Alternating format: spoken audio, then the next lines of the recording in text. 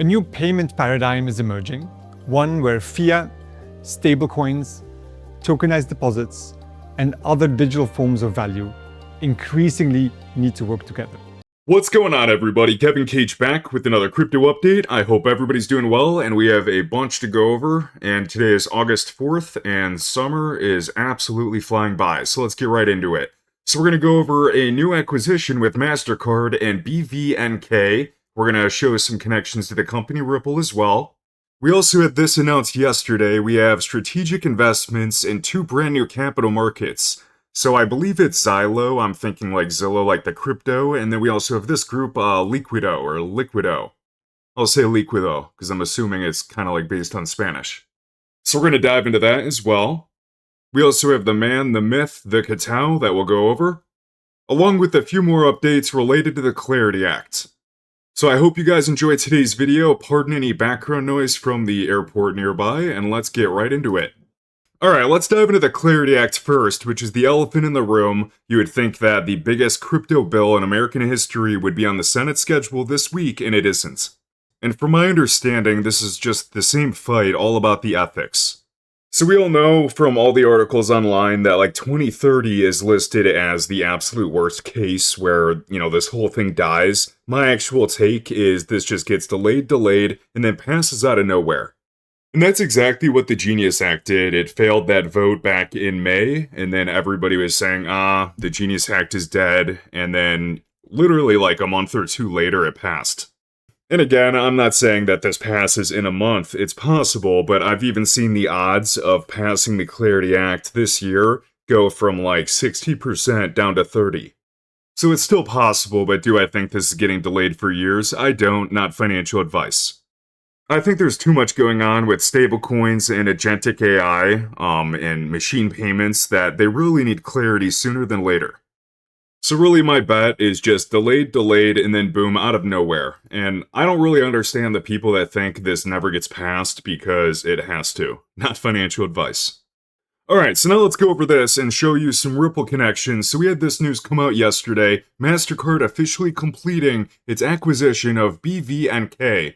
I think some people pronounce this group as bank because the V is kind of a play on the words, but I'm just going to say BVNK. So we have Mastercard acquiring them for up to $1.8 billion, along with a $300 million bonus payments if the targets hit, so just a contingency. And this alone is the largest stablecoin infrastructure acquisition on record to date, along with being one of Mastercard's biggest buys or acquisitions in the entire decade. So point being is that Mastercard now owns BVNK, and they are moving roughly $30 billion a year in payments. So basically what they do is they're a currency converter for businesses. So a regular bank with money on one side and then stablecoins on the other.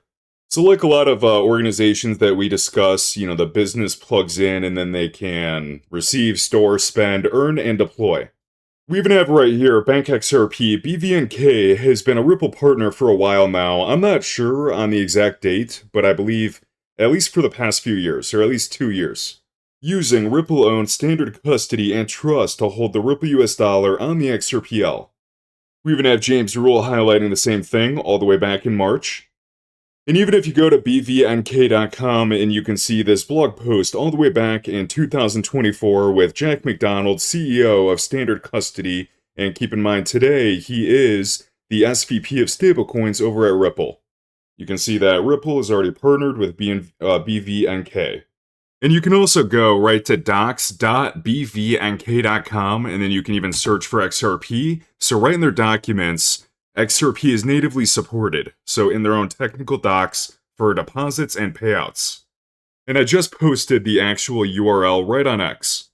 So obviously there's a lot going on. We all know Mastercard's crypto partner program with Ripple involved, and then this news back in June with Mastercard launching Agent Pay for machines. And this, of course, has the company Ripple as well.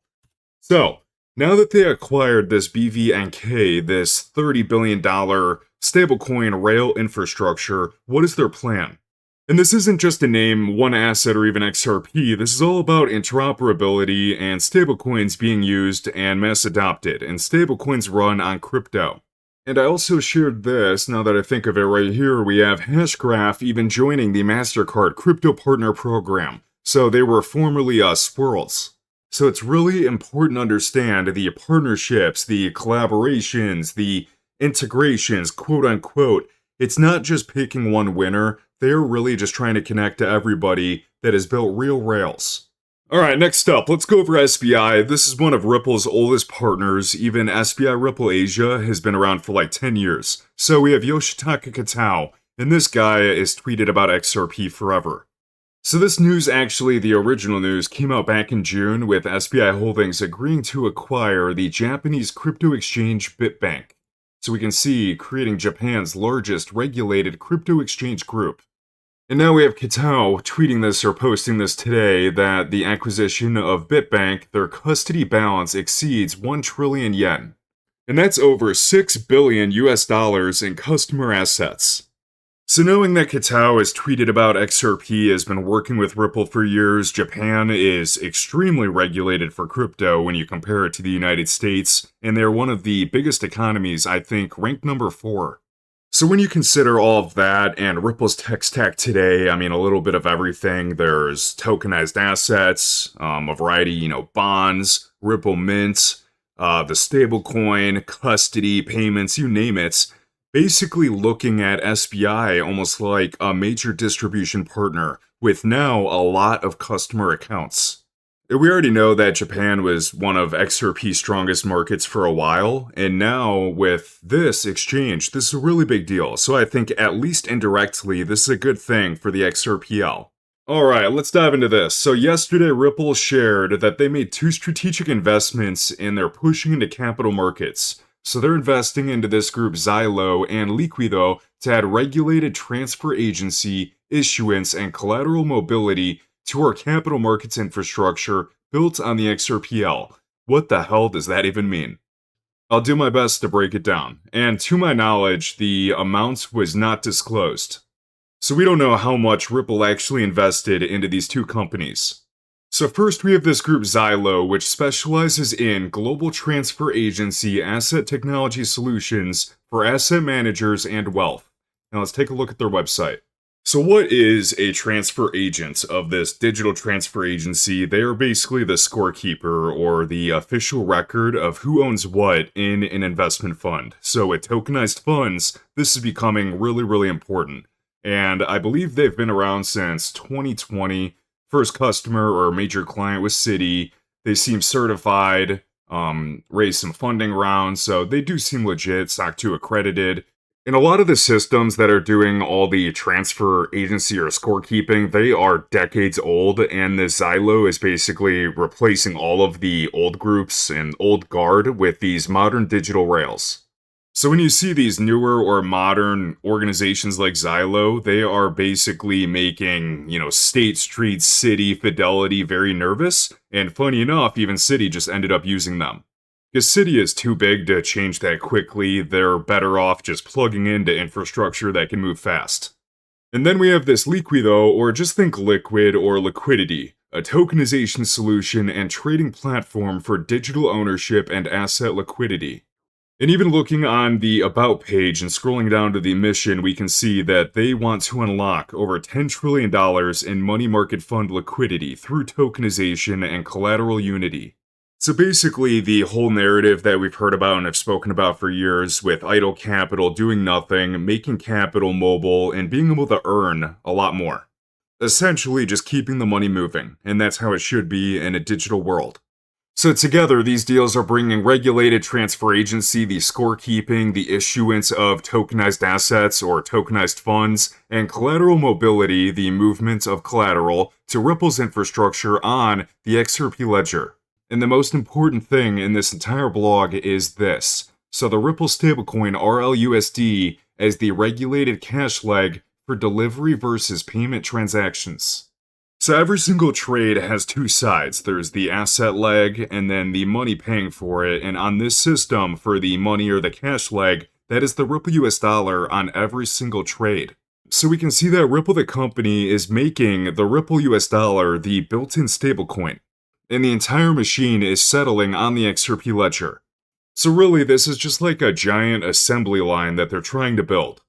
And like they say down below, I agree that these two groups are definitely going to be able to help them scale. And let's break down the next chapter for iTrust. So we're already aware of the stocks and ETFs on the way, but get this, we have crypto loans and AI-powered quant technology. So we already know that there are thousands of stocks and ETFs on the way, but then we have this, which is really good. We have ACAT, or ACAT functionality, for transferring eligible stocks and ETFs from other FIs. So basically that would allow users, if you have stocks owned somewhere else, you can move those into iTrust without having to sell. Next, we have crypto-backed loans on the way, so I believe this is set or scheduled for Q4, so you can borrow against your crypto without having to sell. And then we have this AI quant tool, and this is designed to buy and sell crypto based on predefined signals and triggers. So I'd be really interested to see how the UI looks and how it works.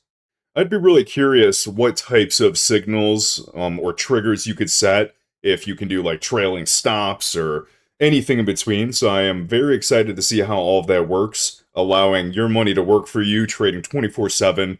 And it should be no surprise. I mean, iTrust has always been a first mover with this, but we're going to see a lot of platforms follow suit. And all of that is going to be rolling out in the future, so if you have an account, you're already ready.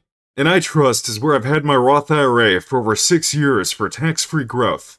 And this is linked in the YouTube video description, so once you fund, you get a $100 funding bonus. You can pocket the cash, or you can throw it into your favorite asset.